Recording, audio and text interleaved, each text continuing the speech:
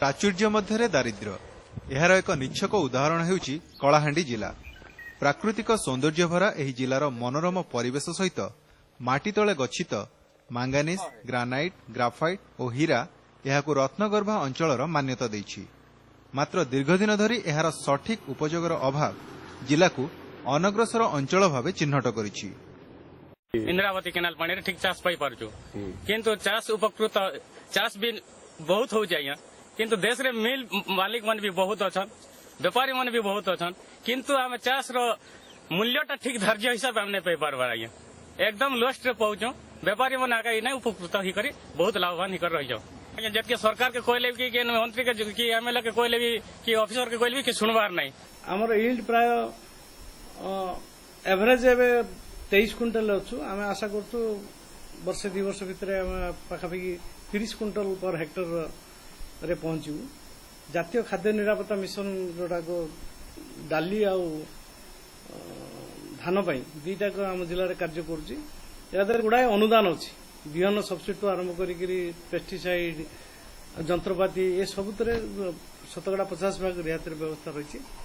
दिने मरुड़ी और अनावृष्टि पिला बिक्री ठारू आरंभ करी अनाहार मृत्यु पर्यंत प्रसंग रे देश विदेश रे चर्चार विषय पलटिथिला कलाहांडी जिला।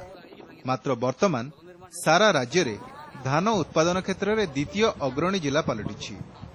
तेबे अनावृष्टि प्रपीड़ित एही अंचल को एथिपाई 30 वर्षरू अधिक समय धरी संघर्ष करबाकू पड़िथिला।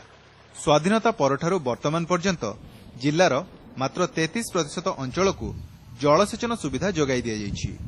एहार अधिक श्रेय जाए इंद्रावती जलसेचन प्रकल्प को। जिलार एकमात्र बृहत जलसेचन प्रकल्प योजनार 23 वर्ष पर कार्यकारी हेबा सह 1 लाख हेक्टर जमी को जलसेचनर सुविधा मिल पारुछि। 2001 रु एही प्रकल्प कार्यकारी हेले मध्य ए जाए एहार द्वितीय भाग लोअर इंद्रावती प्रकल्प कार्य शेष होई पारि नाही। जिले जल संपदर सठिक उपयोग पई उदंती, सांदुल, राहुल, बुढ़ारजा भली चिरस्रोता उत्स को सठिक भाव कार्यक्षम करबार मध्य आवश्यकता रही। मेनली सरकार बर्तमान क्षुद्र जलसेचन उपर बेसी स्ट्रेस दौरान कहीं क्षुद्र जलसेचन 2-3 वर्ष भितर कंप्लीट हो जाऊँगी जोटा कि मेजर कि मीडियम कला बेलू 10-15 वर्ष लगुच। गवर्नमेंट बर्तमान स्ट्राटेजी अच्छी केमती क्षुद्र जलसेचन को बेसी प्रोत्साहन दि 23,000 हेक्टर हो गला। आगामी 2 वर्ष भितर आम 28,000 को टार्गेट रखीचु करने। बर्तमान आम मैक्सिमम काम पानी पंचायत को देवा चेष्टा करूँ। पानी पंचायत भी आम प्राय 100टा खंडे अच्छा। जिले में वर्तमान 144 रु अधिक धानकल रही।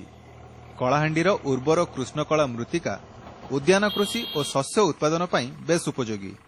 सर्वाधिक धानकल और जलसेचनर सुविधा थिले मध्य धान और अन्यान्य उत्पादित कृषि सामग्री बिक्री पई मंडीर अभाव, बिहन और सार जोगाण रे व्यापक अव्यवस्था चाषी मानक आर्थिक अवस्था को शोचनीय करि पकाइछि। सेहिपरि समग्र एशिया महादेश रे कपा चाष पई जिल्लार परिचय को आहुरी समृद्ध करिवार आवश्यकता रही।